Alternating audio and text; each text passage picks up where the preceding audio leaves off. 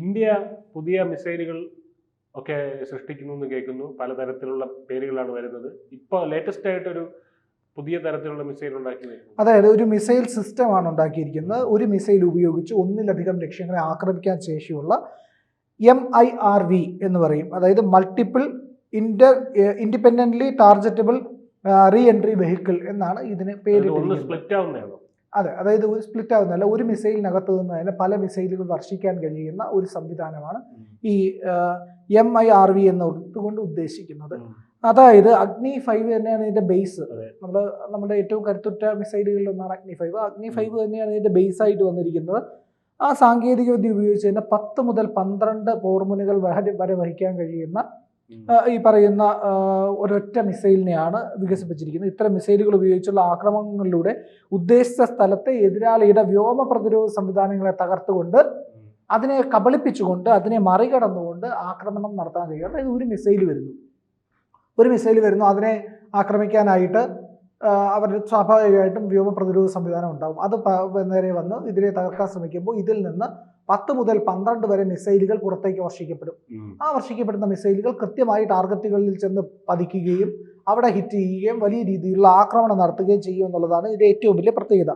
നിലവിലെ ballistic missile പ്രതിരോധ സംവിധാനങ്ങളിൽ ഉപയോഗിക്കുന്ന മിസൈലുകൾക്ക് കിൽ വെഹിക്കിൾ, അതായത് കിൽ വെഹിക്കിൾ എന്നതിനെ പറയുന്നത്, ഒരു മിസൈൽ പോർമിന് മാത്രമേ പ്രതിരോധിക്കാൻ കഴിയുള്ളൂ. അതായത് ഒരു മിസൈൽ വന്നാൽ ഇവർ പകരം, അതായത് നമ്മളുടെ ഈ പറയുന്ന അയൺ ഡോം അടക്കമായാലും ശരി തന്നെ, നമ്മൾ ഉപയോഗിക്കുന്ന അഗ്നി ഈ പറയുന്ന ആകാശ് ആയാലും ശരി തന്നെ, അതുപോലെ തന്നെ S400 ആയാലും ശരി തന്നെ, ഒരു പോർമുന വരുമ്പോൾ അതിന് നേർക്ക് നമ്മൾ 2 മിസൈലാണ് അയക്കാറുള്ളത്. ഒന്നോ രണ്ടോ, മിക്കവാറും 2 മിസൈലുകളായിരിക്കും. ഒന്ന് തകർന്നാലും മറ്റൊന്ന് കൊണ്ട് പ്രതിരോധിക്കാൻ കഴിയാൻ വേണ്ടിയിട്ട്.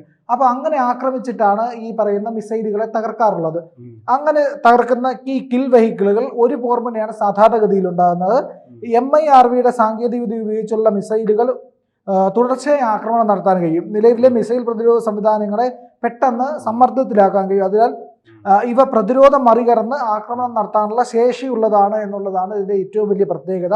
ഭാവിയിൽ ഇത്തരം മിസൈലുകളിൽ നിന്നുള്ള ഭീഷണി മുന്നിൽ കണ്ട് അതിനെ പ്രതിരോധിക്കാനുള്ള സാങ്കേതിക വിദ്യയ്ക്ക് ഇന്ത്യ രൂപം കൊടുക്കുന്നുണ്ട്. അതായത് ഒരു മിസൈലിൽ നിന്ന് മൾട്ടിപ്പിൾ മിസൈലുകൾ ഇങ്ങോട്ടേക്ക് വന്നു എന്ന് കരുതുക. നമ്മൾ ഉണ്ടാക്കിയ അതേ സാധനം നമ്മൾക്ക് പണിയാവരുതല്ലോ. അപ്പൊ അതിനെ പ്രതിരോധിക്കാനുള്ള വ്യോമ പ്രതിരോധ സംവിധാനങ്ങളും ഇന്ത്യ ഒരുക്കുന്നുണ്ട് എന്നുള്ളതാണ്. നമ്മളുടെ AI എനേബിൾഡ് വെപ്പൺ സിസ്റ്റം ഒക്കെ നമ്മളുടെ കയ്യിലുണ്ട്. അതായത് ഈ പറയുന്ന ഓട്ടോണമസ് ആയിട്ടുള്ള വെപ്പൺ സിസ്റ്റം എന്നാണ് അതിനെ വിളിക്കാറുള്ളത്. ലീത്തൽ ഓട്ടോണമസ് വെപ്പൺ സിസ്റ്റം എന്നാണ് അതിന്റെ വിളിപ്പേര്. അതായത് നമ്മളുടെ മനുഷ്യ സഹായം ഇല്ലാതെ തന്നെ വ്യോമ പ്രതിരോധ തീർക്കാനായിട്ട് ഈ പറയുന്ന AI എനേബിൾഡ് വെപ്പൺ സിസ്റ്റത്തിന് കഴിയും എന്നുള്ളതാണ് ഇതിന്റെ ഏറ്റവും വലിയ പ്രത്യേകത. അതായത് ഈ പറയുന്ന വിവിധ പോർമുനകൾ നമ്മുടെ നേരെ ഒരേ സമയം വന്നാലും അതിൽ പതറാതെ ഒരുമിച്ച് തന്നെ ഈ പറയുന്ന ഇതേ ടെക്നോളജി ഉപയോഗിച്ചുകൊണ്ട് നമുക്ക് പ്രതിരോധിക്കാൻ കഴിയുമെന്നുള്ളതാണ്. MIRV ഉപയോഗിച്ച് തന്നെ മറ്റ് ആക്രമണങ്ങളെ ചെറുക്കാൻ കഴിയുമെന്നുള്ളതാണ് ഈ നിലവിൽ കണ്ടെത്തിയിരിക്കുന്ന മിസൈൽ സിസ്റ്റത്തിന്റെ ഏറ്റവും പ്രധാനപ്പെട്ട കാര്യം. ഭാവിയിൽ ഇത്തരം മിസൈലുകളിൽ നിന്നുള്ള ഭീഷണി മുന്നിൽ കണ്ടിട്ടുണ്ട് എന്നുള്ളത് ഇന്ത്യയെ സംബന്ധിച്ചിടത്തോളം ഒരു പ്രധാനപ്പെട്ട കാര്യമാണ്. നമ്മൾ ഒരു മിസൈൽ സംവിധാനം കണ്ടുപിടിക്കുക മാത്രമല്ല, അതിനെ പ്രതിരോധിക്കാനുള്ള മറ്റൊരു സാങ്കേതിക വിദ്യ കൂടി ഇവിടെ ഒരുക്കുന്നു എന്നുള്ളതാണ് ഇതിലെ ഏറ്റവും പ്രധാനപ്പെട്ട കാര്യം. പ്രതിരോധ ഗവേഷണ സ്ഥാപനമായ DRDO തദ്ദേശീയമായിട്ടാണ് അത് നിർമ്മിച്ചിട്ടുള്ളത്. നമുക്കറിയാലോ, നമ്മുടെ വ്യോമ പ്രതിരോധ മേഖലയിൽ തന്നെ ആകാശ് എന്ന് പറയുന്ന ഏറ്റവും നാഴികക്കല്ലായിട്ടുള്ള പദ്ധതിയാണ് കൊണ്ടുവന്നിട്ടുള്ളത്, ആകാശ് പദ്ധതി.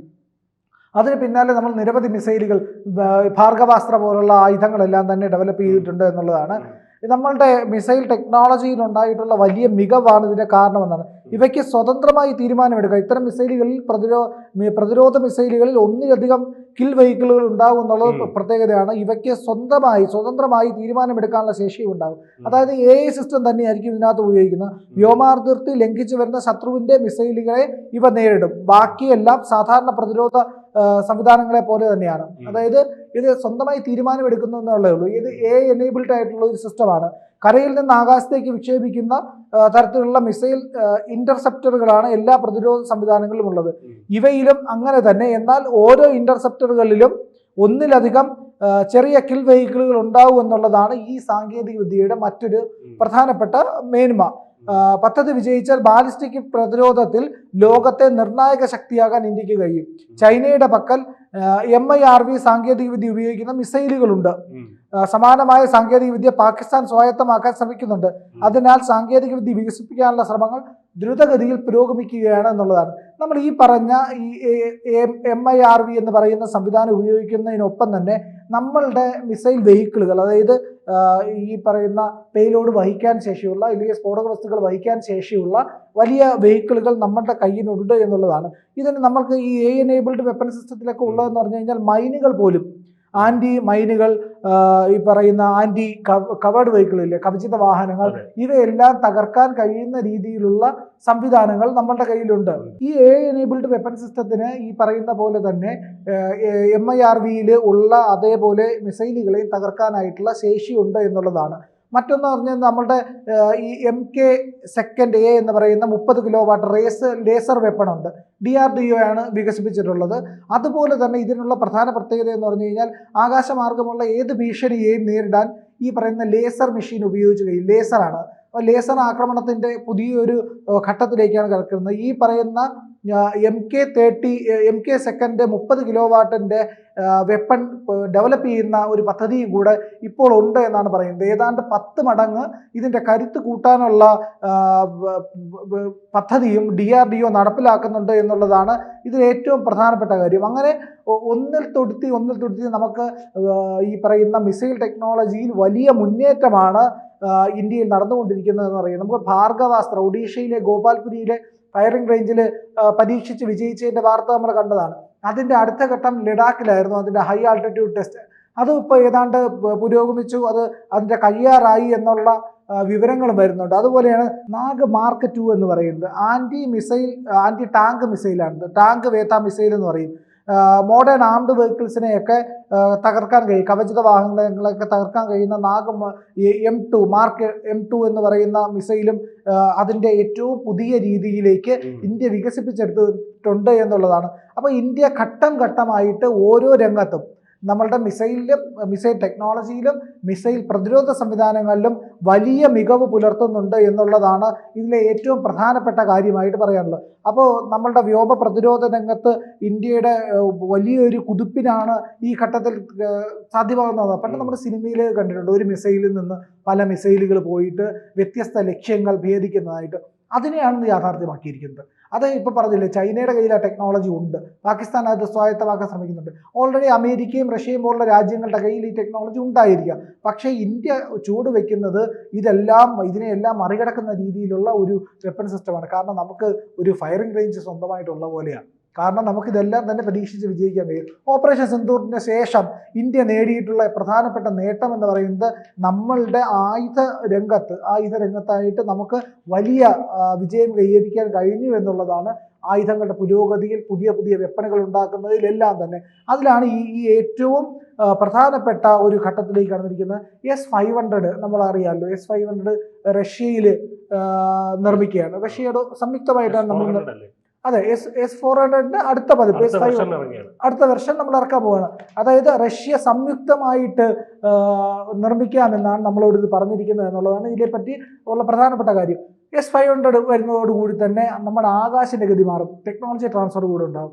S-500 ഇന്ത്യയും റഷ്യയും തമ്മിൽ ഒരുമിച്ചാണ് നിർമ്മിക്കുന്നത്. അപ്പോൾ അങ്ങനെ നിർമ്മിക്കുമ്പോൾ തന്നെ ടെക്നോളജി സ്വാഭാവികമായിട്ട് നമ്മൾ ബ്രഹ്മോസ് എങ്ങനെയാണോ നിർമ്മിച്ചത് അതുപോലെ അപ്പം നമ്മളുടെ കയ്യിലേക്ക് ഈ ടെക്നോളജി കൂടെ വരുന്നു എന്നുള്ളതും ഇതിലെ ഏറ്റവും പ്രധാനപ്പെട്ട കാര്യമാണ് എന്നുള്ളതാണ് പറയാൻ കഴിയുന്നത്. അപ്പോൾ ഇന്ത്യക്ക് ഇങ്ങനെ മിസൈൽ ടെക്നോളജിയിൽ വലിയ കരുത്തുണ്ട്. വ്യോമ പ്രതിരോധ രംഗത്തേക്കാണ് ഇന്ത്യയുടെ കുതിപ്പ് എന്നുള്ളത് നമുക്ക് മനസ്സിലാക്കാൻ കഴിയും. അതുപോലെ തന്നെ D4 എന്ന് പറയുന്ന ടെക്നോളജിയും നമ്മുടെ കയ്യിലുണ്ട്. D4 എന്ന് പറയുന്നത് ഡ്രോൺ ഡിറ്റർ ഡിസ്ട്രോയ് എന്ന് പറയുന്ന ഒരു കാര്യമാണ്. Drone deter and destroy. ഡ്രോണിനെ കണ്ടുപിടിക്കും, അതിനെ ട്രാക്ക് ചെയ്യും, അതിനെ ഡിസ്ട്രോയ് ചെയ്യും. 2 വിധത്തിലാണ്, സോഫ്റ്റ് കില്ലിങ്ങും ഹാർഡ് കില്ലിങ്ങും. അതായത് അതിൻ്റെ പ്രവർത്തനങ്ങളെല്ലാം നിയന്ത്രിച്ച് നിലത്തേക്ക് തള്ളിയിട്ട് അതിനെ നശിപ്പിക്കുക എന്ന് പറയുന്ന ഒരു രീതിയുണ്ട്. മറ്റൊന്നെന്ന് പറഞ്ഞാൽ ചെറിയ മിസൈൽ ഉപയോഗിച്ച് അതിനെ തകർക്കുക എന്ന് പറഞ്ഞാൽ ഫയർ ചെയ്തിടാൻ കഴിയുന്ന രീതി. അങ്ങനെ D4 എന്ന് പറയുന്ന പ്രതിരോധ സംവിധാനം ഇന്ത്യ കയ്യിലുണ്ട്. അങ്ങനെ ഇന്ത്യയുടെ കയ്യിൽ ഈ പറയുന്ന പ്രതിരോധ സംവിധാനങ്ങളൊക്കെ ഫലപ്രദമായ സംവിധാനങ്ങൾ ഉള്ള ഇടത്താണ് MIRV എന്ന് പറയുന്ന പുതിയ ടെക്നോളജി കൂടെ വരുന്നത്, അതായത് ഒന്നിലധികം ലക്ഷ്യങ്ങളെ ഭേദിക്കാൻ കഴിയുന്ന പുതിയ മിസൈൽ. അപ്പോൾ ഇന്ത്യയുടെ വ്യോമ കരുത്ത്, വ്യോമ പ്രതിരോധ കരുത്തും വ്യോമ ആക്രമണ ശേഷിയും വലിയ രീതിയിൽ വർദ്ധിക്കുന്നു എന്നുള്ളതാണ് ഇതിൽ നിന്ന് നമുക്ക് മനസ്സിലാക്കാൻ കഴിയുന്നത്.